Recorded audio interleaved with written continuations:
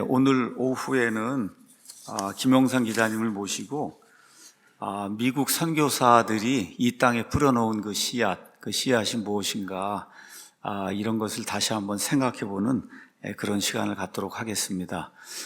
이번에 윤석열 대통령께서 미국 의회 연설하시면서 한미 관계의 중요성 이런 거 이제 언급하면서 이 한반도 땅에 가장 먼저 개화의 이와 같은 그 씨, 그 다음에 하나님의 말씀의 씨 이런 거 다 뿌려놓고 그래서 이걸 통해서 우리가 누리는 자유민주주의, 자유시장 경제 체제 이 모든 것 하나님의 말씀 성경에서 왔다. 이런 거를 아주 국내외에 천명하는 그런 아주 놀라운 그런 일이 있었습니다. 이번 4월에는 저희가 양화진에 있는 선교사 묘역도 방문하고 또 지난주에는 서천 마량진에 있는 성경 전래지 기념관도 가고 그 바로 옆에 있는 아펜셀러 기념관도 가서 선교사님들이 100년 전에 정말 무슨 일을 했는가 이런 걸 우리 눈으로 확인하고 정말 한국 사람보다 더 한국 사람들을 사랑했던 이런 그 미국 사람들 이야기를 직접 여러 가지 자료와 함께 이제 듣고 또 보게 됐습니다. 이런 가운데 오늘 펜앤마이크에 우리 김영삼 기자님 모시고 2시간에 걸쳐서 선교사 이야기들 들을 수 있는 그런 아주 좋은 계기가 이제 된 것 같습니다. 제가 더 소개하지 않아도 워낙 철저하게 자료 준비해 주시고 말씀을 잘 해 주셔서 정말 우리의 큰 기쁨이 되시는 우리 김영삼 기자님 나오실 때 큰 박수로 환영해 주시면 감사하겠습니다.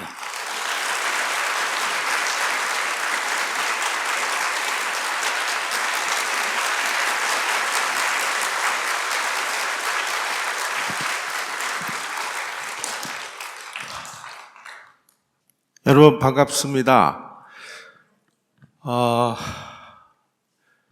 저는 그 선교사 이야기 자료를 준비하면서 볼 때마다 이것은 어떤 그 인간이 준비할 수 있는 뜻이 아닌 보다 다른 차원의 뭔가 큰 뜻이 이 땅에서 펼쳐진 것이 아닌가 하는 그런 생각을 하게 됐습니다. 왜냐하면 이 기독교뿐만이 아니라 천주교가 우리 땅에 들어올 때도 참 그 다른 나라하고는 전혀 다른 일이 벌어졌습니다. 선교사가 이 땅에 오지도 않았는데 자생적인 신자들이 생겨서 천주교가 전파되기 시작을 했고요. 기독교도 마찬가지입니다. 어떻게 이 땅에 이런 일이 벌어졌을까? 뭔가 다른 큰 뜻이 있어서 그런 게 아닌가 하는 그런 생각을 하면서 기독교 선교사들이 우리 땅에 이제 공식으로 들어오게 되는 그 과정을 말씀드리겠습니다. 물론 공식으로 들어오기 전에 비공식으로는 몇 차례 있었습니다만은 어쨌든 하여간 그 공식 기록에 의하면 우리 땅에 이 기독교가 들어오기 이전에 그 무렵에 조선 지도층 사람들은 아주 극단적으로 이 근대 문물이라든지 이 서양 종교 이런 것들을 거부를 하기 시작을 했습니다. 특히 건국훈장을 받은 분으로 유명한 그 유인석 같은 이 사람은 뭐라고까지 얘기를 했냐면 자유와 평등은 기존 질서를 와해시켜서 어지러운 싸움을 일으키는 칼자루이기 때문에 개화파의 무분별한 평등 자유관은 세계의 최악설이다. 이렇게까지 주장을 했습니다. 또 서양 종교의 마음을 빼앗기면 유교 사회를 지탱하는 삼강오륜이 붕괴되어 망국으로 치닫는다. 이렇게까지 이야기를 했습니다. 이렇게 되다 보니까 근대 문명이라고 할 수 있는 의회제도라든지 공화제라든지 어떤 개인의 자유 이런 거는 상상할 수도 없는 이런 극단적인 그 쇠국의 사회 여기에서 양반들이 뭐 전체 그 국민 숫자의 약 3% 내지 4%, 뭐 많게 보는 학자들은 약 7% 정도까지 보는데, 이 정도의 양반들이 93%의 백성들을 마치 흡혈귀처럼 이렇게 착취를 하는 이런 구조하에 우리가 놓여 있었습니다. 특히 이 조선을 지배했던 이 유교라는 일종의 이제 종교인데요. 이것을 성리학이라고도 하고, 주자가 정리를 했다 해서 주자 성리학이라고도 하는 이 유교가 너무 극단적으로 이제 교조화되다 보니까 이게 이제 원리주의로 바뀌어 버렸어요. 그래서 이 사진에서 보시는 이 구한말의 조선 여성들이 밖으로 나가려면은 얼굴을 보이면 안 됩니다. 전부 이렇게 뒤집어 쓰고 다녀요.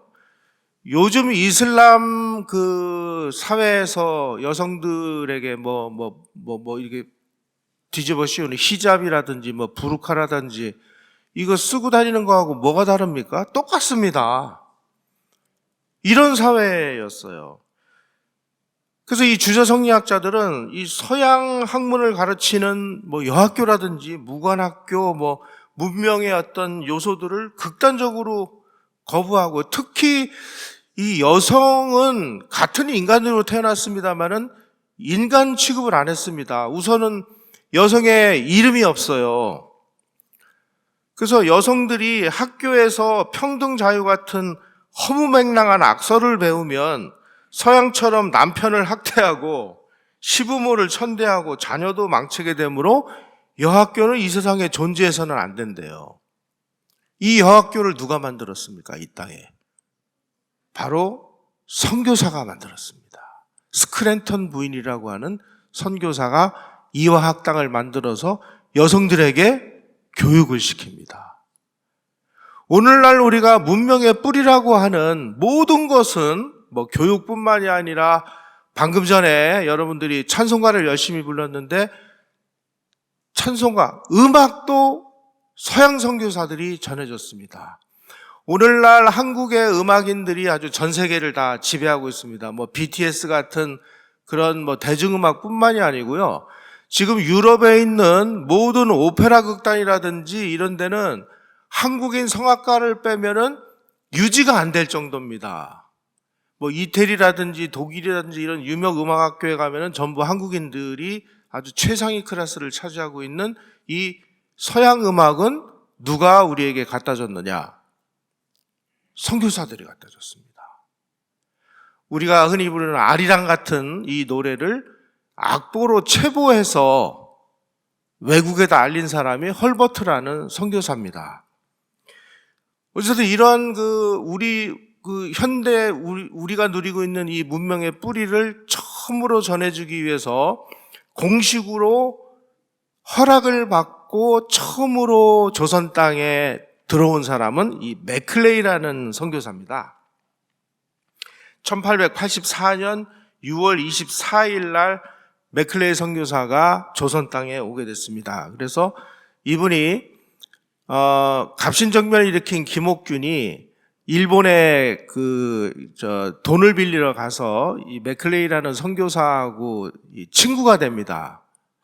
바로 이 맥클레이 선교사하고 김옥균을 맺어준 사람은 누구냐? 이수정이라고 하는 이 조선 사람이었습니다.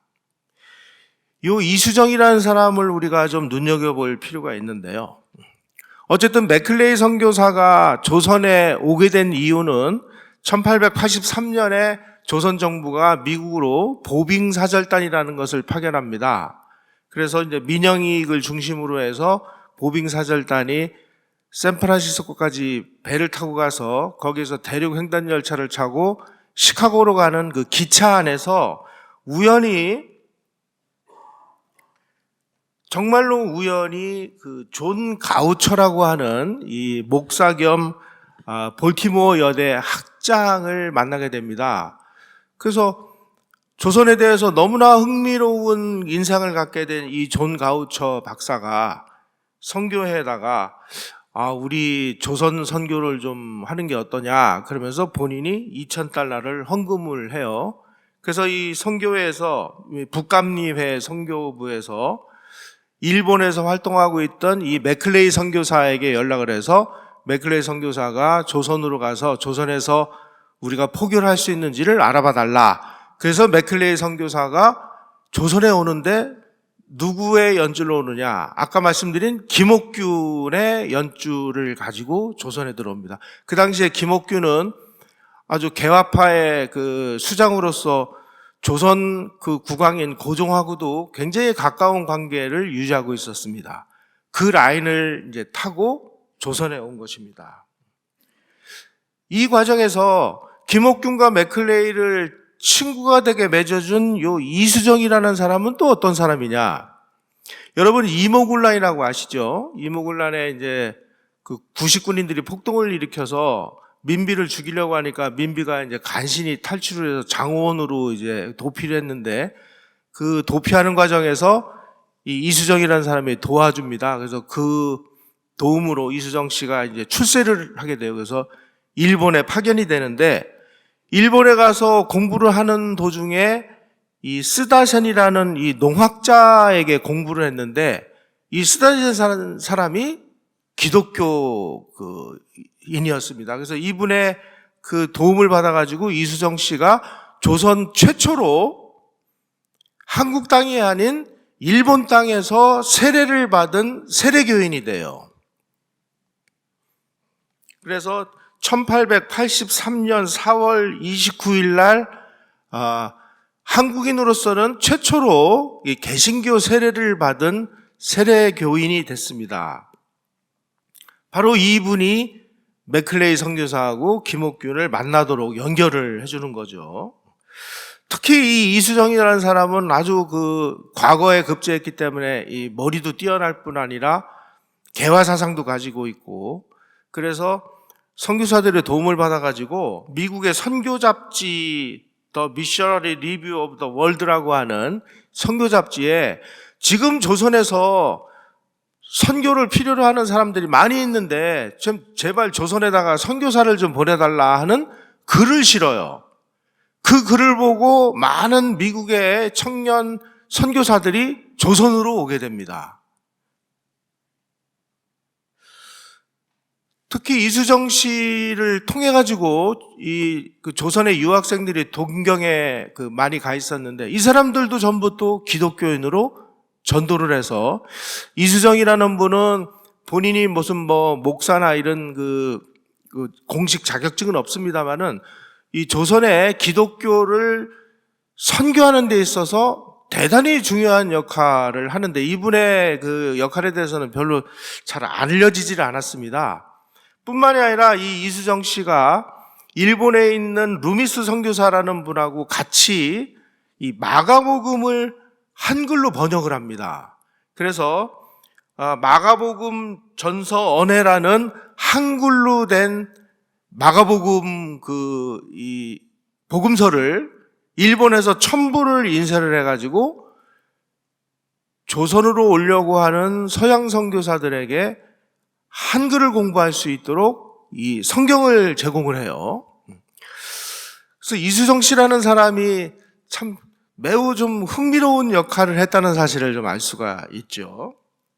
그래서 맥클레이 선교사가 조선에 와서 김옥균을 통해서 고종을 아련해서 김옥균이 이제 그 고종에게 우리도 지금 기독교 선교사를 받아들여서 어찌됐든 개화를 좀 해야 되겠습니다. 그랬더니 고종이 기독교 포교는 안 되고 그 대신 선교사들이 와가지고 학생들을 가르치거나 아니면 병원을 져서 아픈 사람들을 치료할 수 있도록 허가를 해줍니다. 어떤 면에서는 선교사들이 처음에 올 때 포교는 안 된다. 그러니까 여러분들은 와서 학생들을 가르치거나 병원을 세워서 아픈 사람들을 치료해라. 그러니까 조선에 오는 선교사들은 교사 내지는 의사들이 주류를 이루게 됩니다. 그래서 이 미국 북감리교가 제일 먼저 조선에다가 이제 그 선교사 파송 의지를 그 타진을 했는데, 그때 이제 그 조선에 파견할 존 헤론이라는 선교사가 이제 준비를 하고 있는 사이에 알렌이라는 이 선교사가 등장을 합니다. 원래 이 알렌이라는 분은 중국으로 그 파송이 됐던 그 의료 선교사인데 중국에서 정착을 잘 못했습니다. 왜냐하면 그 당시 중국에서는 서양 선교사들에 대해서 굉장히 아주 배타적이고 공격적인 그런 상황이 있기 때문에 아마 이 알렌 선교사가 중국에 정착을 하는데 실패를 하고 어떻게 되나 하고 방황하고 있을 때, 그러면 조선으로 가라.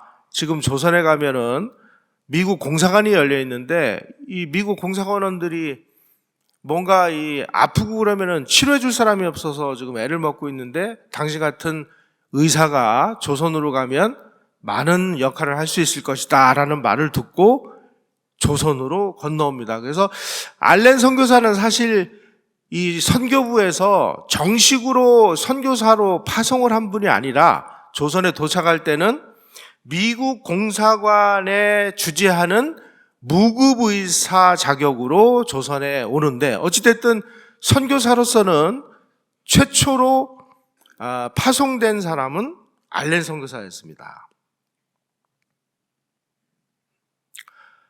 그런데 희한하게 이 알렌 선교사가 조선에 도착한 지 3개월 후에 여러분들이 학교에서 배워서 아시는 김옥균의 갑신정변 쿠데타가 일어납니다. 그때 조선 정부의 최고 실력자라고 하는 민영익이 개화파에 이 암살당할 뻔했는데 뭐 칼에 이제 난자당했음에도 불구하고 간신히 목숨은 살았습니다. 그래서 여기도 칼 맞고 7군데인가 9군데 칼을 맞아가지고 그냥 놔두면 이제 죽어가는 이 민영익을 알렌이 아주 극진하게 그 치료를 해가지고 살려냈습니다. 사실 갑신정변은 실패를 했습니다만은 이 알렌 선교사가 민영익을 살려냄으로 인해서 또 다른 형태의 뭔가 일이 벌어지기 시작을 했습니다. 아니, 지금 조선 정부의 최고 실력자인 그 민영익은 민비의 그 아주 가까운 그 친척입니다. 그러니까 우리 친척을 살려줘서 고맙소. 그래가지고 이 알렌에게 뭔가 답례를 하겠다. 당신이 원하는 게 뭐냐? 그랬더니 알렌이 병원을 하나 지어주시면 이 질병으로 고통받는 조선 사람을 제가 한번 좀 살려보겠습니다. 그러니까 그러지, 병원을 짓자. 그래가지고 병원을 하나 져주는 게 그게 이제 재중원이고, 여기를 통해서 이제 선교사들이 합법적으로 활동을 할 수 있는 공간이 만들어집니다. 알렌 선교사가 자신이 앞으로 뭔가 이 활동의 목표를 세운 게 피터 파커라는 선교사를 모델로 해야 되겠다라고 이제 마음을 먹었다고 해요. 피터 파커 선교사는 원래 이분은 그 안과 전문 의사입니다. 그래서 중국으로 파송이 돼서 중국 저 남부지방인 그 광저우에 안과병원을 개업을 해서 눈 치료를 해주면서 이 중국 사회를 파고 들어가고, 나중에 이분이 외교관이 돼서 외교 활동도 합니다. 그래서 알렌이 이 피터 파커라는 사람의 이 사례를 연구해가지고 본인도 조선에서 나중에 외교관이 돼가지고 주미 공사를 하게 되는데, 어쨌든 이 알렌이 요분의 모델을 통해 가지고 병원을 지어달라고 그래서 재중원이라는 병원이 지어지고, 이 재중원을 서양 선교사들이 거점으로 해서 이때서부터 아주 조직적으로 조선 사람들하고 만나서 치료를 하면서 은근슬쩍 이제 기독교를 포교하기 시작을 했습니다. 공식적으로는 아마 포교를 못하게 돼 있으니까 비공식으로 열심히 치료를 해주면서 기도를 하고 성경을 읽도록 하고 이런 일을 시작을 했습니다. 이러는 와중에 이제 공식으로 북감리교에서 파송을 하기 위해서 임명을 한 분이 스크랜턴 박사라는 의사입니다.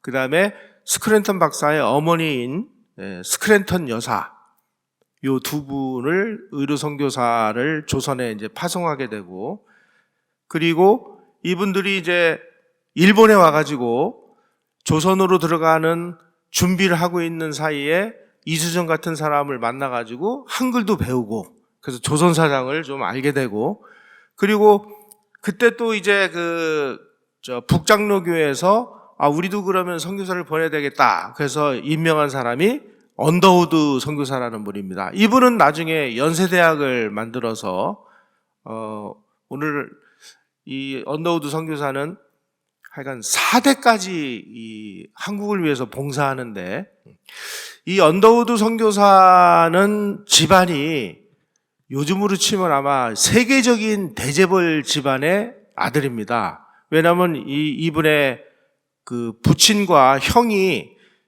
언더우드 타자기를 만들어가지고 아주 전 세계에 이 타자기를 보급시켜서 돈을 엄청나게 많이 번 이런 집안입니다. 그래서 언더우드 선교사는 조선에서 선교 활동을 하면서 형하고 아버지가 이 제공해주는 이 선교 자금으로 정말 열심히 선교 활동을 했고, 그리고 선교 활동을 하면서 짬짬이 그 돈을 모아가지고 지금 신촌 일대 땅을 조금씩 사서 만드는 학교가 오늘날의 연세대학교입니다.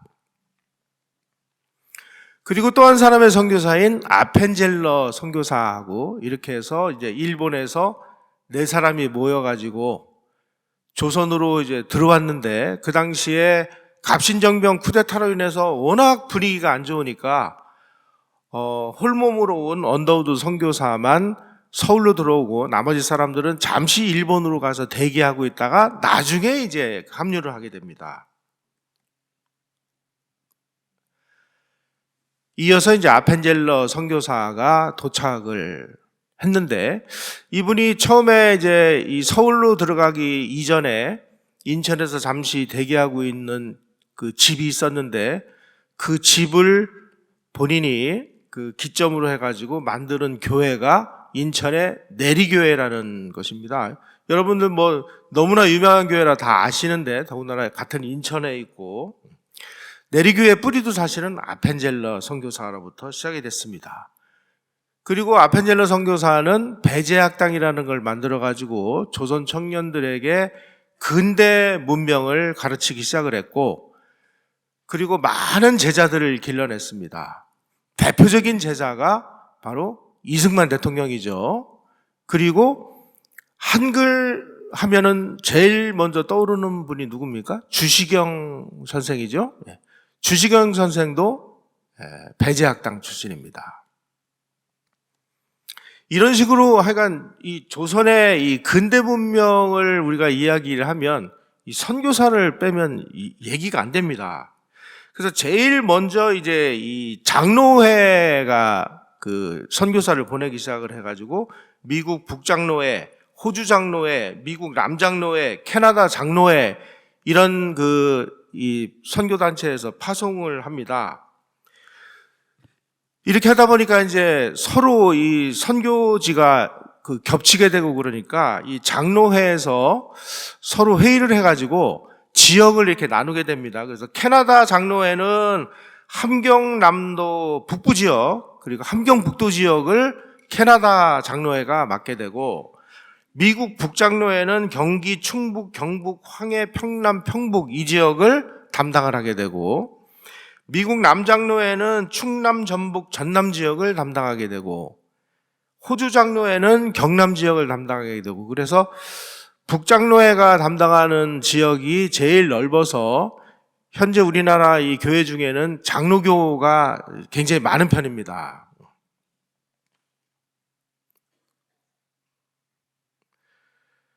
북감리교회는 조선의 이 학교를 설립하는 일을 열심히 추진을 했습니다. 그래가지고 이제 아펜젤러 선교사는 배제학당을 설립을 했고, 스크랜턴 박사하고 그의 어머니는 이화학당을 이제 만들었는데, 그 당시만 해도 조선 여성들은 이름도 없고 그냥 뭐 있으나마나한 존재였는데, 여성들에게 교육을 시킨다고 하니까 아무도 이 학교에 오지를 않는 거예요. 그래가지고 이 스크랜턴 부인이 제일 먼저 누구를 데려왔냐면은 그 시구문이라고 그래서 저 동대문 저쪽으로 가면은 이 사람이 죽으면은 시체가 나가는 그 문이 있습니다. 그 시체가 나가는 문 바깥에 부모가 다 죽어가지고 고아가 된 여자아이들이 떠돌고 있는데 그 아이들을 데려다가 씻겨가지고 공부를 가르치기 시작을 했대요. 그게 이화학당의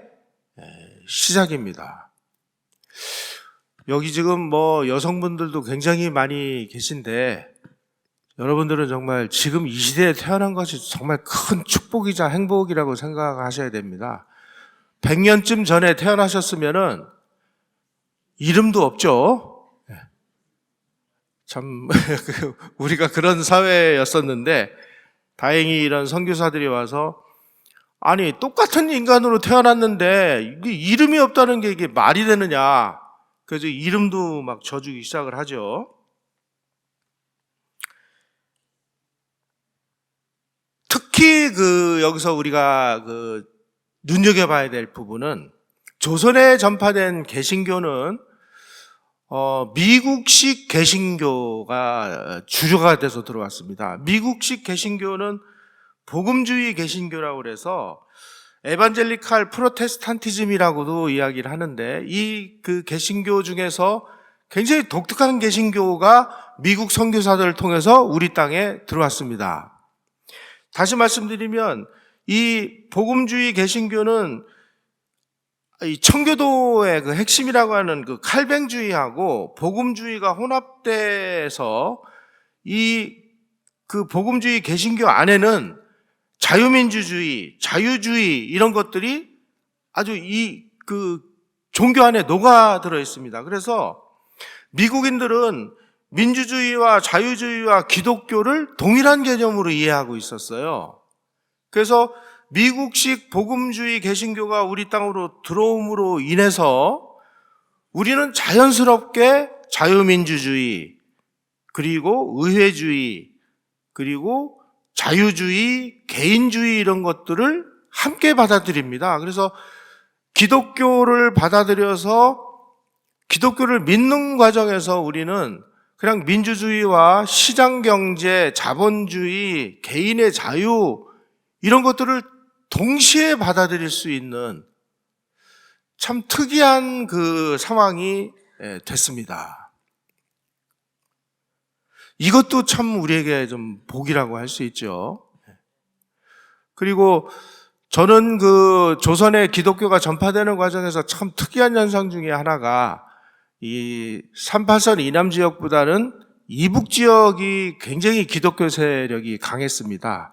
왜 그랬냐면 이게 다 우리 이 조선 역사하고도 관련되어 있는데 조선의 이 양반들은 평안도 지역하고 함경도 지역 그 지역에서 조선 초기에 이 반란이 일어납니다. 이시의 난, 이증옥의 난이라는 반란이 일어나서 이 평안도 지역과 함경도 지역은 이게 반역의 땅이라고 해서 평안도 함경도 사람들은 아무리 열심히 공부를 해가지고 과거 시험을 봐도 과거 급제를 해도 벼슬을 주질 않았습니다.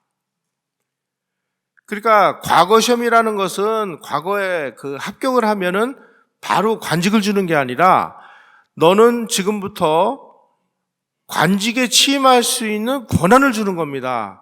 그러니까 이제 자리가 만들어지면 그 자리에 따라 가지고 이 급제한 사람들에게 벼슬을 내리는데 그 당시에 조선에서는 과거 급제한 사람이 갈 수 있는 관직이 중앙직, 지방직 다 합쳐서 900자리밖에 없었다고 그래요. 근데 해마다 그냥 왕실에서 인심 쓰느라고 과거 급제자들을 막 쏟아져 나오다 보니까 과거 급제를 해도 관직을 얻기가 하늘의 별따기입니다. 그러다 보니까 지연, 학연, 혈연으로 동당을 하나씩 만들어서 당쟁을 하죠. 왜냐하면 현직에 있는 사람을 어떻게든지 흠을 잡아서 내쫓아야 자기네 당파 사람들이 그 자리를 차지할 수 있기 때문에. 그러니까 아주 사소한 요만한 걸 가지고 이 사람이 어떤 고매한 학식을 가지고 있는지 이런 거는 따지지도 않습니다. 저 친구 어젯밤에 막 노래방 가서 이상한 짓 했습니다. 뭐 해가지고 막 내쫓고 자기네 사람들이 자리를 차지하는 이 당파 싸움이 극심해지다 보니까 평안도 함경도 사람들은 과거급제에도 벼슬을 살 수가 없어요. 그러다 보니까 아예 벼슬을 포기하고 상업을 하거나 아니면은 만주로 건너가서 살거나 하면서 굉장히 빨리 개화를 합니다. 개화하다 보니까 기독교를 빨리 받아들이고, 그래서 어떤 면에서는 개화의 그 속도나 수준이나 이런 게 북한 지역이 훨씬 더 빨랐어요. 그런 땅이 오늘날 저 모양 저 꼴이 돼가지고 뭐 주체교라고 하는 이상한 종교를 믿게 되는, 이걸 무슨 아이러니라고 해야 되는지 뭐 모르겠습니다. 기독교인들이 마지막 사명은 저런 그 사이비 종교를 빨리 몰아내고 그런 것에 고통받는 사람들을 우리가 구출해야 되는 역사적 사명은 저는 기독교인들에게 있다고 봅니다. 자, 조선에 파송된 기독교 선교사들은 정말 다른 지역에 파송된 선교사들과 비교를 하면은 놀라울 정도로 수준이 높고, 그리고 그 신앙심이 투철했습니다. 중국에 파송된 선교사하고 비교를 해보면 비교할 수 없을 정도로 조선에 온 선교사들의 수준이 월등히 높았다. 이것도 정말 인간이 어떻게 계획해서 그런 게 아니라 하여간 하늘에서 어떤 뜻이 있었던 것 같아요. 특히 이분들이 가지고 온 기독교는 단순한 종교가 아니라 정말 조선 땅에는 혁명의 불씨나 마찬가지였습니다. 자본주의, 시장경제의 불씨, 민주주의와 인권, 개인의 자유라는 사상과 이념의 불씨, 근대 문명의 불씨, 바로 선교사들이 가지고 온 이 혁명의 불씨가 조선에서 발화하면서 그야말로 봉건 질서가 뿌리 깊게 내려있던 조선 사회에 아주 혁명이 일어나기 시작을 했습니다. 1892년 주한 미국 공사관 통계에 의하면은 그 당시에 78명의 미국인이 조선에 거주하고 있었는데 그 중에 44명이 선교사와 그 가족이었다고 합니다. 바로 이 조선에 파송된 미국 선교사들은 대부분 대학이나 신학교를 졸업하고 곧바로 조선에 파송되어 왔습니다. 그래서 조선에 도착했을 당시에 알렌 선교사는 26세, 스크랜턴 박사 29세, 아펜젤러 선교사 27세. 당시 미국에 있었던 수많은 인재들하고 비교를 해도 정말 가장 상류층의 사람들이 조선의 선교사로 파송이 되어 왔습니다. 이처럼 전도유망하고 야심만만하고 당대 최고 수준의 뜨거운 신앙심과 지성을 겸비한 엘리트 청년들이 대거 조선에 몰려왔다는 사실, 이것만으로도 우리는 정말 축복받은 나라가 아닌가 하는 생각이 들어요. 제일 먼저 이분들은 뭐 알게 모르게 이제 내리교회를 만들어서 이제 인천에다가도 교회를 하나 설립을 했는데, 이 내리교회는 나중에 하와이로 우리가 사탕수수밭에 일하러 가는 이 이민자들의 출발점이기도 했습니다. 이 조지 존스 목사라는 분이 주동이 돼서 인천 내리교회를 비롯해서 황해교 일대에 있는 교인들을 중심으로 해서 하와이 이민선에 타고 하와이 이민사회를 형성을 합니다. 그래서 하와이에 도착한 이 사탕수수밭 노동자들을 조사를 해보니까 그 중에 3분의 2가 이미 조선에서 다 세례를 받고 온 세례교인들이었다. 이런 통계가 있습니다.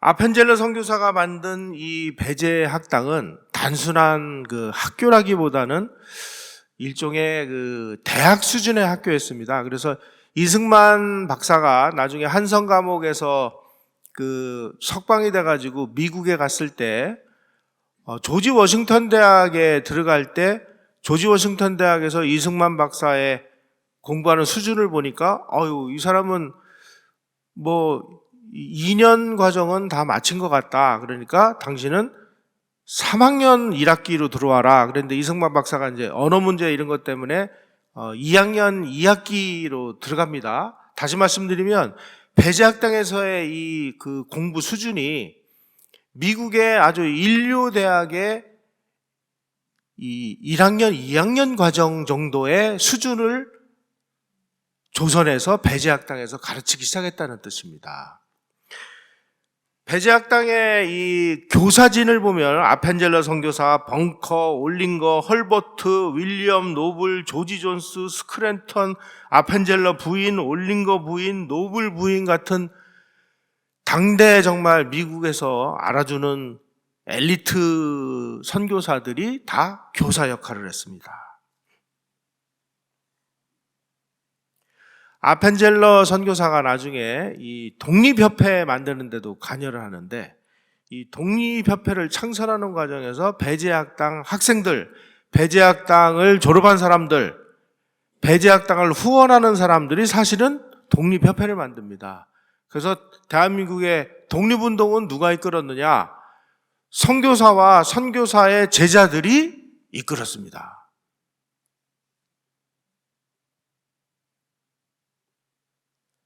특히 배제학당은 그냥 단순한 학문만 가르치는 게 아니라 교과 과목뿐만 아니라 자유란 무엇이냐, 인권이란 무엇이냐, 기독교라는 건 무엇이냐 하는 이 신앙과 서양 사상의 핵심 뿌리를 가르치는 일종의 혁명가 양성소라고나 할까요? 이런 역할을 했습니다.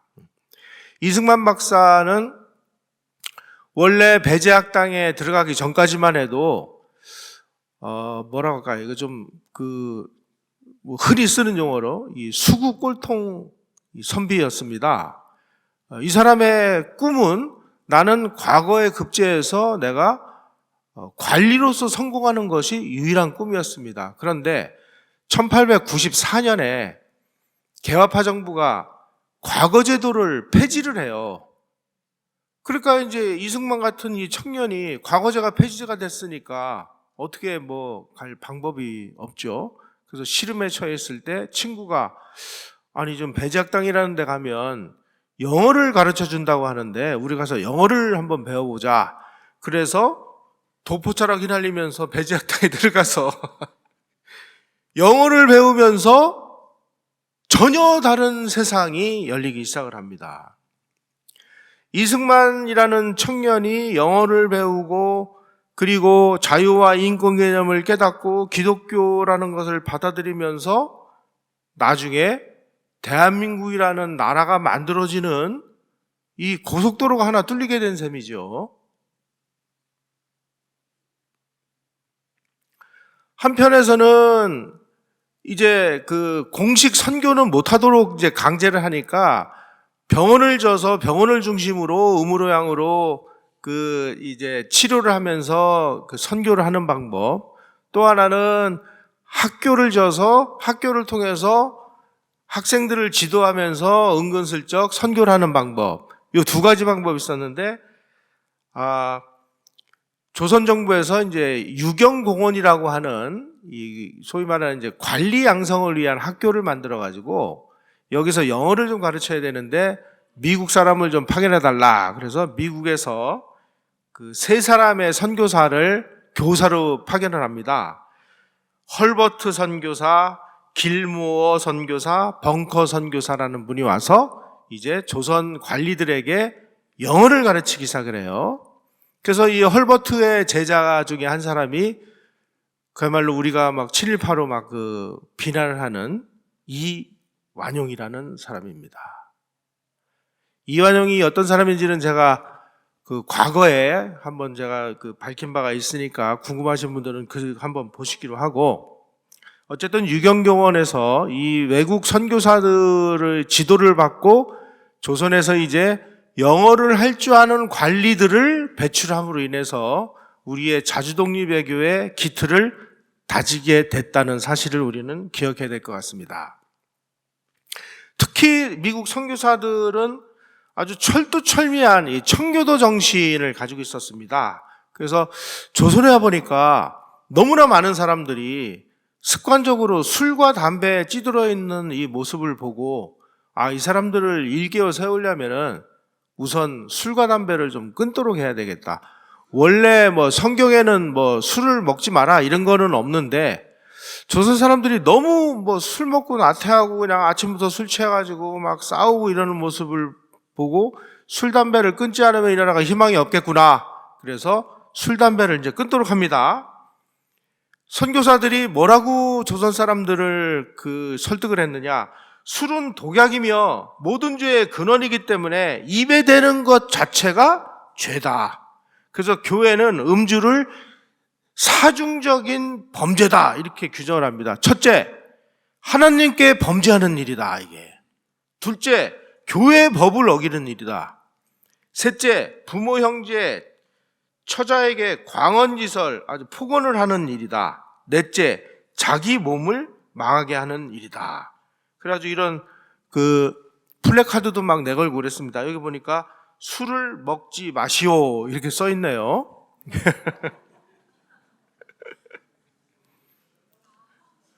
예, 여기 거꾸로 읽으면 술을 먹지 마시오.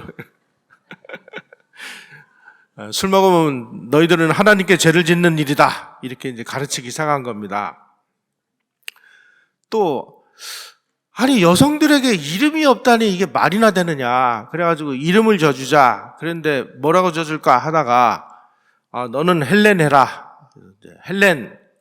헬렌을 한자로 표기하면 환란이 되죠. 그래가지고 이화여대 총장이 왜 김환란이에요? 환란이 헬렌을 한문으로 표기한 겁니다. 그 다음에 독립운동가 중에 하란사라고 있죠. 란사는 원래 낸시입니다. 낸시.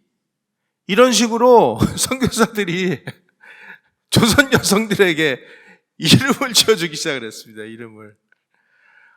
진정한 여성의 방은 선교사들이 시작을 했다 하는 사실을 우리가 알 수 있죠. 성경 가르침에 따라서 선교사들은 조선에서 그야말로 미국 남부의 노예제나 다름없는 이 노비제, 여성에 대한 억압, 도박, 축첩행위 이런 걸 막기 위해서 모든 노력을 다했습니다. 언더우드 선교사의 증손녀가 되는 분이 책을 쓴 내용을 보니까 세문안 교회에서 열심히 교회에 나온 사람 중에서 세례를 받겠다라고 자원한 사람 중에 세례를 준 비율이 16%였다고 합니다. 전 세계에서 세례를 준 비율이 가장 낮아요. 왜냐하면 아주 철저하게 이 세 가지를 요구를 했습니다. 첫째, 기독교를 열심히 믿고 교회를 열심히 나오는 건 당연한 거고, 첫째, 한글을 배워서 한글을 익히도록 했습니다. 왜냐하면 성경을 익히도록 하기 위해서는 한글을 알아야 되죠. 그래서 세례를 받으려면 한글을 공부해야 됐습니다. 둘째, 그 당시에 남자들 거의 대부분이 첩을 두고 있었어요. 부인 외에. 세상에 이런 게 어딨냐. 그래서 첩을 전부 내보냈다는 걸 증명을 해야만 세례를 받을 수 있었어요. 세 번째가 술, 담배를 끊어야 됐습니다. 이렇게 철저하게 근대 문명을 뿌리내리기 위해서 한글 몰라도 세례를 안 주고 첩을 계속 데리고 있어도 세례를 안 주고 이러다 보니까 세례율이 전 세계에서 가장 낮을 수밖에 없었죠.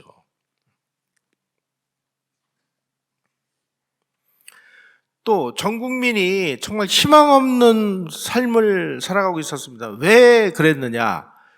이 조선의 일반 평민이 열심히 땀 흘려 노력해가지고 누군가가 재산을 좀 가지고 있다라는 사실이 알려지면 이유도 없이 관가에 잡혀갑니다. 잡혀가가지고 네 죄를 네가 알렸다. 그리고 막 곤장을 쳐요. 그러면 가지고 있는 재물 다 내놔야지 어떡하겠습니까? 살으려면. 그러니까 열심히 일을 안 하는 거예요. 막 무절제하게 뭔가가 있으면 다 써버리는 거예요. 다 술 마셔야 되는 거예요. 이런 걸 막기 위해서 선교사들이 기독교 절제회라는 거를 조직을 해서 금주, 금연, 순결을 문서로 제작해서 배포하기 시작했습니다. 이렇게 금연으로 절약한 돈을 가지고 뭐를 했느냐? 전도사들을 파송을 했어요. 그래서 절제운동가를 만들어서 보급을 했는데 이 절제운동가 가사가 이렇습니다. 꿈을 깨어라 동포여, 지금이 어느 때라고 술을 먹나?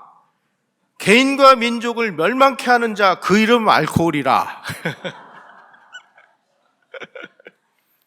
2절, 입에 더러운 담배는 왜 입에 대니? 용단하라 형제여, 몸과 정신을 마비케 하는 것 담배란 독약이라. 그리고 후렴은 술잔을 깨치라, 담뱃대를 꺾어버려라, 2천만 사람의 살 길은 절제운동 만만세. 이거 지금도 이거 해야 되는 거 아닙니까? 요즘에 뭐 서울 어디 뭐 학생들한테 무슨 뭐 히로뽕을 뭐 한다고 하는 이런 정말 상상할 수 없는 일들이 벌어지고 있는데, 이 무렵에 선교사들이 조선에 와서 제일 먼저 한 일이 절제운동가를 만들어서 보급을 하고 이런 일이었습니다. 신약이 우리말로 그 번역이 다 완성된 것이 1900년이었습니다. 아펜젤러 선교사가 조선 도착 즉시 제일 먼저 한 일이 성경 번역이었는데, 그래서 1887년 2월 7일 날 서울에다가 조선어 성서번역위원회를 만들어가지고 언더우드 선교사, 아펜젤러, 알렌, 스크랜턴, 헤론 선교사 5명이 조선 사람들, 조선 기독교인들의 도움을 받아가지고 신약 성서를 한글로 완역을 했습니다. 1900년입니다. 그때서부터 한글 신약 성서가 본격적으로 보급이 돼가지고, 그게 어떤 식으로 표출돼 나왔느냐? 1907년에 그야말로 평양에서 대붕운동이 일어나는 사실을 알고 계시죠? 이게 바로 1900년에 신약 성서가 번역된 지 7년 후에 평양에서 그런 기적 같은 일이 벌어진 것입니다. 또 백만인 구령운동이라는 것으로 이어졌습니다. 그래서 이 신약 성서 번역이 그야말로 조선의 이 기독교 전파를 하는 데 있어서 아주 굉장한 힘을 발휘했고, 사실은 그 뿌리를 거슬러 가면은 제가 제일 처음에 말씀드린 이수정이라는 이 세례교인이 나타나죠. 자, 이렇게 조선에 막 기독교를 받아들이고 막 서양 선교사들이 기독교 정신을 가지고 막 독립운동, 독립협회를 만들어서 독립운동을 지원하고 막 이러니까, 야, 이거 기독교 이거 장난이 아니구나. 이거 그냥 뒀다가는 이거 뭔 일 나겠구나. 그래서 일본 당국이 기독교 지도자들을 억누르기 위해서 만들어낸 것이 105인 사건이라는 것입니다. 조선 총독을 기독교인들이 암살하려고 했다는 어떤 그런 허구의 사건을 만들어가지고 기독교 지도자 약 600몇 명을 체포를 해서 그 중에 105명을 실형을 살게 하는 이런 일이 있었습니다. 1908년에 조선 기독교 인구가 10만 명으로 늘어났다고 합니다. 해방 전에는 37만 명, 1960년에는 남한의 기독교인이 114만 명, 2005년 통계에 의하면은 1376만 명으로 나와 있습니다.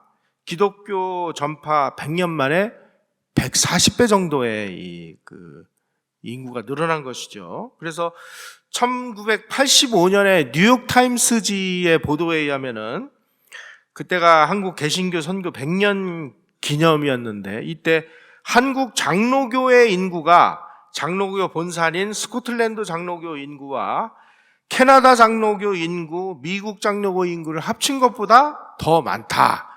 이런 기사가 뉴욕타임스에 실린 바가 있습니다. 하여간 이 서양 선교사들은 조선을 위해서 아주 헌신을 하는 모습들이 아주 곳곳에서 보이는데, 전염병이 막 창궐할 때 어느 누구도 거기를 들어가려고 하지 않았는데 목숨 걸고 거기를 들어가서 조선 사람들을 살려내고 지방을 순회 치료하면서 많은 환자들을 무료 치료하고 학교를 설립을 하고 한글 보급을 하고, 그럼으로 인해서 민주주의와 자유평등 개념을 전파하고 문맹을 퇴치하고, 이러다 보니까 조선의 사람들은 미국을 정말로 정의로운 나라구나라고 인식을 했는데, 일본만 해도 미국을 표기하는 한자가 쌀 미자를 씁니다. 쌀 미자를 쓰는 미국에 쌀이 많이 나는 나라입니다. 일본 입장에서 보면 미국은. 근데 우리는 아름다울 미자를 쓰죠. 왜 그럴까요? 미국 선교사들이 너무나 아름다운 일을 많이 했기 때문에. 그래서 우리는 아름다울 미자를 쓰는 겁니다.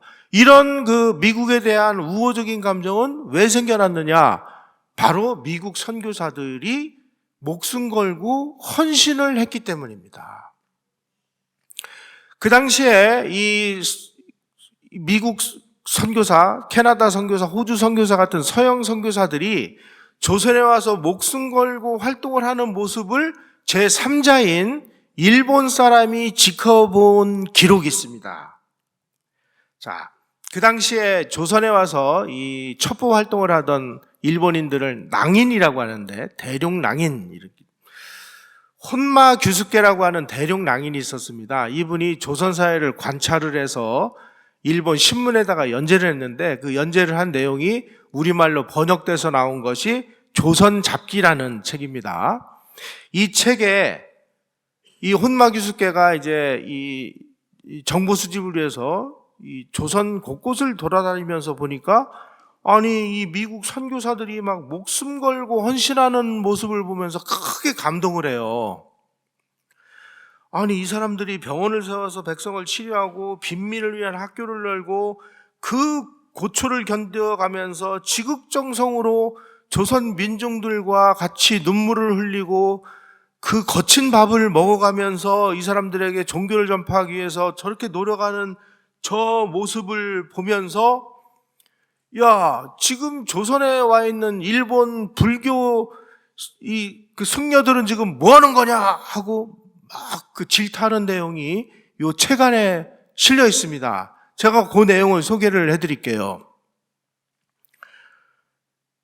대륙 일본 낭인이 이렇게 얘기합니다. 일본 불교는 그 교법이 조선에서 전파되어 일본 사람들이 큰일을 입었다. 그럼에도 불구하고 일본 불교계가 무종교 무도덕의 파도에 출렁이는 조선 사람을 보면서도 저들의 생사를 도외시하고 있는 모습에 나는 크게 실망을 한다.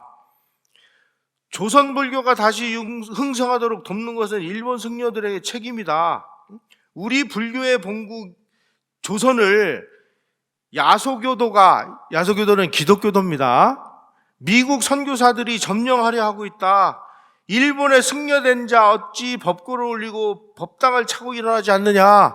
서양 선교사들을 봐라. 저 미국 선교사들은 그 모든 그 문명에 주는 혜택을 버리고 조선 민중들의 바다로 뛰어들어서 저 사람들하고 같이 생사고락을 같이 하면서 때로는 병들어 죽고 때로는 죽어가면서 저 사람들을 일깨우고 저 사람들을 문명세계로 이끌기 위해서 저 고군분투하는 모습을 봐라.